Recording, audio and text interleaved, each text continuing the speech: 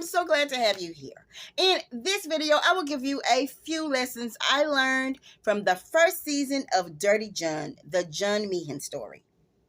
For those who've forgotten or just didn't see it, here's a quick synopsis. In this 8-part true crime series based on the Los Angeles Times podcast by the same name, Connie Britton plays Deborah Newell, a wealthy businesswoman who falls for a charismatic suitor she met via a dating app by the name of John Meehan, portrayed by Eric Bana. As their relationship quickly progresses from strangers to a married couple, her family questions if he is who he proclaims to be. Will his web of deceit unravel, causing she and her family unimaginable pain? There's a lot to unpack, so let's get into it. Life lesson number 1: never ignore the red flags. John was a liar and imposter. Almost everything Deborah believed about him was untrue. He proclaimed to be a doctor, but with the exception of a pair of scrubs here and there or the use of a medical term now and again, there were no signs that he was an actual doctor. Especially when you consider he never had any money or material goods. He never paid for anything because they lived off of her money, and he had way too much free time on his hands. He led her to believe he went to her church, but he didn't know the pastor's name. Not only was he a liar and an imposter, but he did not respect boundaries. The general rule of thumb for online dating is to meet in a public place the first time. To never share your personal information until you've gotten to know the person face to face and feel comfortable doing so. Yet he asks her to ignore this rule of caution for him.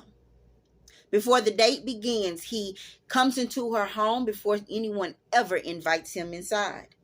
Once he entered, he was way too familiar, touching her things as if he was in his own home instead of the home of a stranger. By the end of the night, he had swindled his way into her bed without her ever verbally saying, "Come in." Considering his disturbing response to her refusal to share her bed and body with him, most people would not have given this guy a second chance. But after listening to him deliver a well-rehearsed speech, Deborah did. Before long, he was presenting ideas to her as if they were simply crazy notions that got away from him. He would word his ideas in a way that led her to argue for them as if they were her own, or at the very least, good ideas. As the conversation would progress, she'd come to believe that it was something she wanted instead of his idea and intent the whole time. Through such manipulative tactics, he set the whirlwind pace of their relationship. She didn't realize how often she apologized or excused his poor behavior, or how much she had changed and become less dependable. It's really no wonder that these two people went from strangers who met online to a married couple, a marriage her family knows nothing about, may I add, within months. This all may seem absolutely absurd, especially when you consider she doesn't know anything about this man that he didn't tell her. However, let's be honest, we all have been or know someone who has ignored at least one of these red flags. Of course, this is not to suggest that every relationship should end at the sight of a red flag. While there are some red flags that should mean run, there are others that can be overcome depending on the people. However, one thing we can take away from this series, which is based on a true story, is that red flags are not to be ignored. Regardless of what the red flag is, you must pay attention to it. Red flags require work, and I don't mean the yeah, but type of work. You know, where you make excuses instead of actually doing something about it.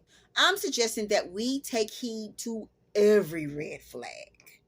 Take the time to discuss them, work through them, and be honest about what we will and will not deal with, even when it's uncomfortable to do so. In watching this series and listening to the podcast, I counted 9 red flags. I may have missed a few. It's very easy to recognize these things when you're outside of the relationship, and just as easy to excuse them when you are. But this is a mistake that we cannot afford to make. Comment below. Have you ever dated anyone who exhibited any of these red flags? Did you stay with them or did you run for the hills? Life lesson number 2. Everybody can't be wrong. Deborah's oldest daughter, Veronica, may be rude, but she generally sees things as they are. She sees all the red flags that her mother ignores, and she does not bite her tongue in acknowledging them. Within a few months, Deborah's relationship with Veronica is all but destroyed. Tara may be the baby of the family, but even she can see that things are moving way too fast between Deborah and John.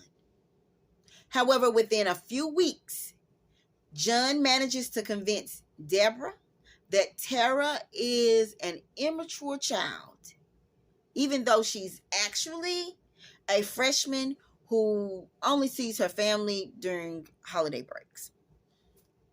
Her nephew Toby is pretty easygoing.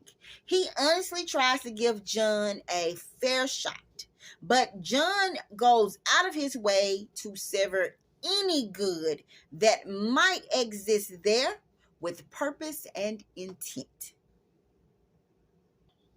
Tanya Harding, the attorney that Deborah hired to investigate John, told her about the crimes he had committed all across the U.S. She suggested she get the marriage annulled. With the exception of Deborah's mother, everyone around her is telling her John is not a good guy. You got to know when your judgment is not enough. This woman has been in 4 failed marriages. According to her daughter, all of her previous partners were not great guys. An idea that Deborah never disputes. Yet she refuses to give up on love. She's determined to find it.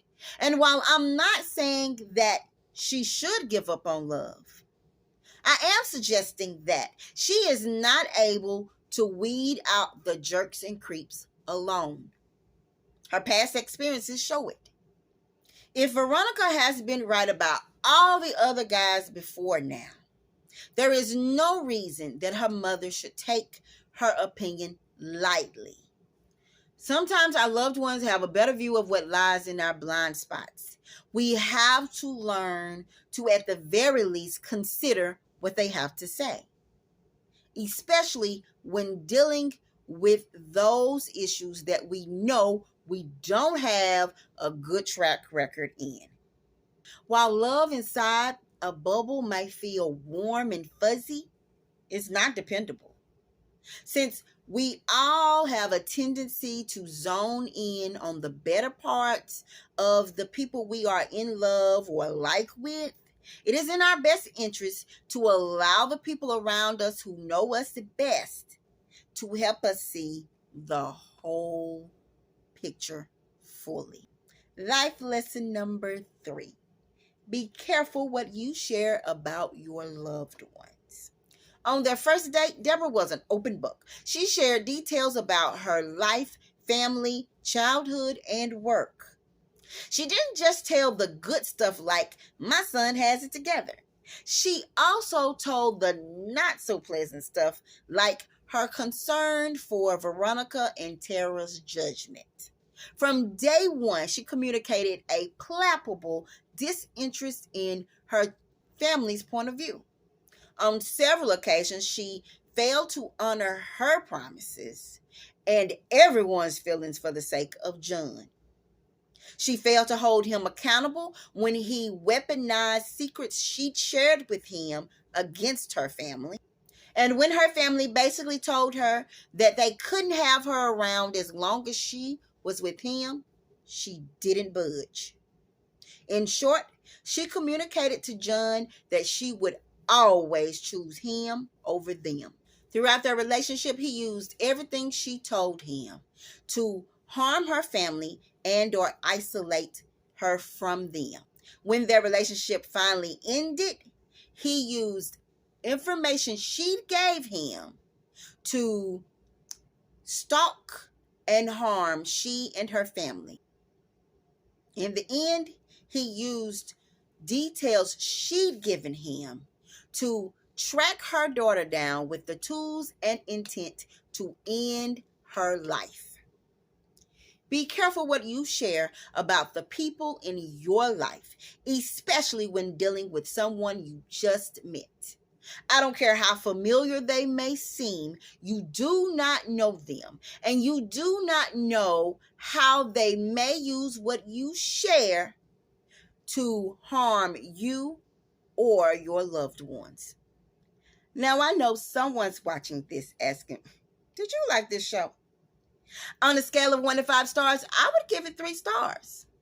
While I wasn't particularly impressed by some of the performers, I found the story captivating, mostly because it is based on very hard to believe events. I appreciated that it didn't veer too far from the true crime podcast. As much as most of us would proclaim, I don't know nobody this dumb, and maybe you don't. It at least makes for good conversation. Now it's your turn. Don't forget to share, subscribe, hit the bell, and or tell me your thoughts down in the comments. Did you like it? Did you learn anything? Or was it just a good time?